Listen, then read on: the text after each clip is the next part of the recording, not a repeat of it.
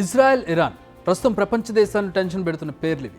చీమ చిటుక్కుమన్నా ఇప్పుడు ప్రపంచం మొత్తం ఈ రెండు దేశాల వైపు చూస్తోంది. ఎప్పుడేం జరుగుతుందో అన్న టెన్షన్, ఏ మిజైల్ ఎటువైపు నుంచి వచ్చిపడి అది ప్రపంచ యుద్ధానికి దారితీస్తుందో అనే భయం ఇప్పుడు క్లియర్ కట్గా కనిపిస్తోంది. సడన్గా ఏం జరుగుతోంది ఈ రెండు దేశాల్లో? దానికి కారణంగా హమాస్ చీఫ్ హనియే హత్య, ఆయన చావుకు కారణం ఎవరు, ఎవరు ఈ పని చేశారు, ఇంపాక్ట్ ఎలా ఉండబోతోంది?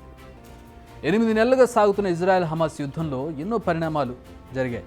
వేలాది మంది పౌరులు బలయ్యారు, వందలాది క్షిపణి దాడులు జరిగాయి, లెబనాన్ వరకు విస్తరించిన దాడులు, ఇలా పలు ఉదంతాలు మనం చెప్పుకోవచ్చు.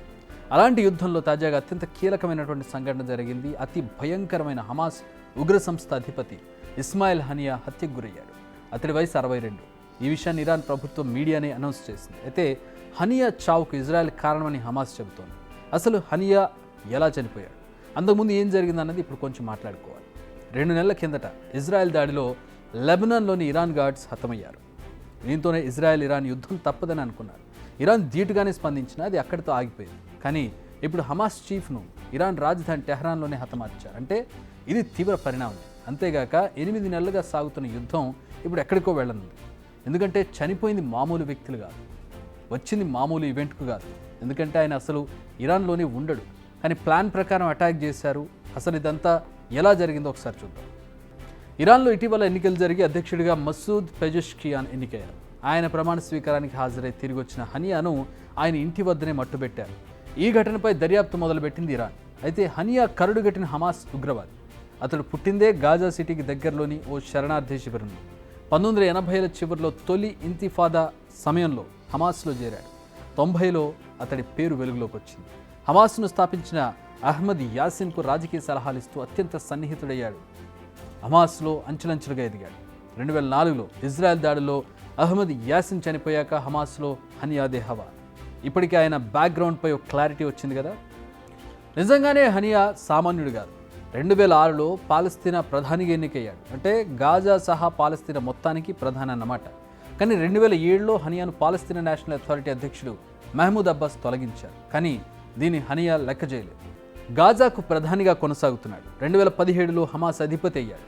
అమెరికా అతన్ని ప్రపంచ ఉగ్రవాదుల జాబితాలో చేర్చింది. ఇక ఏప్రిల్లో ఇజ్రాయెల్ దాడిలో హనియే 3 కుమారులు, 4 మనవళ్ళు, మనవరాళ్ళు చనిపోయారు. యావత్ కుటుంబాన్ని అతడు కోల్పోయాడు. అయితే హనియే 2019 నుంచి ఖతార్లో ఉంటున్నాడు. ఇప్పుడు ఇరాన్లో, పైగా అధ్యక్షుడి ప్రమాణ స్వీకారానికి హాజరై వచ్చిన తర్వాత హనియాను హతమార్చారు. అంటే యుద్ధం ఎటువైపు వెళుతుందో తెలియని పరిస్థితి. తమ గడ్డపై అతిథిని ఇజ్రాయెల్ కాల్చి చంపడాన్ని ఇరాన్ తేలిగ్గా తీసుకుంటుందని భావించారు. అసలే లెబనాన్ కేంద్రంగా పనిచేస్తున్న హెజ్బుల్లా మీద దాడికి ఇజ్రాయెల్ ప్రయత్నాలు చేస్తోంది. ఈ లెక్కను చూస్తే ఇజ్రాయెల్ హమాస్ యుద్ధం అనేక దేశాలకు విస్తరించనుందా అనే అనుమానం కలుగుతోంది. అయితే హనియా చావుకు ఇజ్రాయెలే కారణమని హమాస్ బలంగా నమ్ముతోంది. నిజంగానే ఇది ఇజ్రాయెల్ పనేనా అంటే ఒకసారి ఫ్లాష్ బ్యాక్ వెళ్ళాలి. గతేడాది అక్టోబర్ 7న ఇజ్రాయెల్లో హమాస్ నరమేధం సృష్టించింది. ఏకంగా 1195 మంది అమాయక పౌరులను హతమార్చారు. దీంతో హనియాను అంతమొందించడమే కాదు, హమాస్ గ్రూప్ను సమూలంగా తుడిచిపెడతామంటూ ఇజ్రాయెల్ నాడు ప్రతిజ్ఞ చేసింది.